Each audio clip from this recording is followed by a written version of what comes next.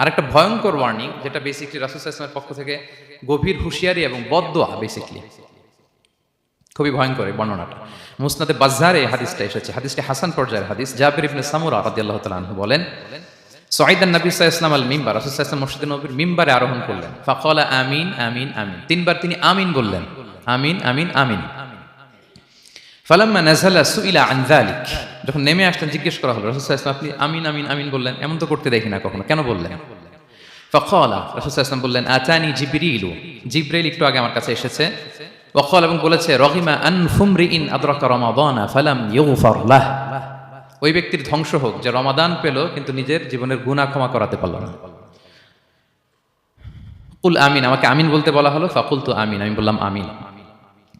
রগিমা আনফুমরিইন যুকিরতা ইনদাহু ফালাম ইউসাল্লি আলাইক, যার সামনে হে নবী আপনার নাম উচ্চারণ করা হলো কিন্তু সে আপনার উপর দুরূদ পড়ল না, তার ধ্বংস, আমি বললাম আমিন।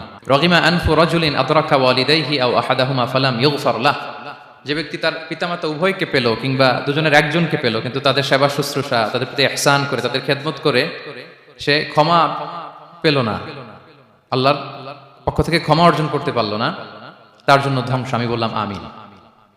সম্মানিত সুধী, রাসূল সাল্লাল্লাহু আলাইহি ওয়াসাল্লামের পক্ষ থেকে বদদোয়া, হুঁশিয়ারি এবং তাদের ধ্বংসের জন্য রাসূল সাল্লাল্লাহু আলাইহি ওয়াসাল্লাম আমিন বলেছেন। কে আমিন বলেছেন বলেন তো সবাই? কে বলেছেন? স্বয়ং রাসূলুল্লাহ সাল্লাল্লাহু আলাইহি ওয়াসাল্লাম বলেছেন আমিন। রগিমা আনফুমরিইন আদরাকা রমাদানা ফালাম ইউগফার লাহ, ওই ব্যক্তির ধ্বংস যে রমাদান পেল কিন্তু নিজের গুনাহ ক্ষমা করাতে পারল না। এবার কি একটু ভয় লাগতেছে? এতক্ষণ তো খুব হোপফুল ছিলাম আমরা, এখন কেমন মনে হচ্ছে আপনাদের বলেন? রমাদান পেলাম কিন্তু মুক্তি নিশ্চিত করতে পারলাম না, ক্ষমাপ্রাপ্ত বান্দাদের যে লিস্ট ওখানে নিজের নাম তুলতে পারলাম না, তাদের জন্য ধ্বংস। এবং এই বদদোয়া করে স্বয়ং রাসূলুল্লাহ সাল্লাল্লাহু আলাইহি ওয়াসাল্লাম বলেছেন আমিন। তো এই দোয়া তো সুনিশ্চিতভাবে আল্লাহ তাআলার কাছে কবুল।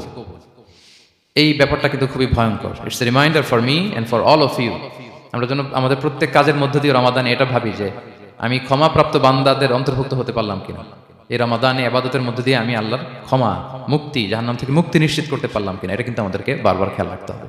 তাই রমাদান যেমনি আমাদেরকে হোপফুল বানায়, আশা দেখায়, সম্ভাবনার মাস, আশা জাগানিয়া মাস, at the same time this is the month of warning, এটা কিন্তু সতর্কতার মাস, সতর্কতা বাণী প্রদান করেছেন বিষ্ণু ইসলাম। রমাদান পেয়ে যারা ক্ষমা পেল না তাদের জন্য ধ্বংস।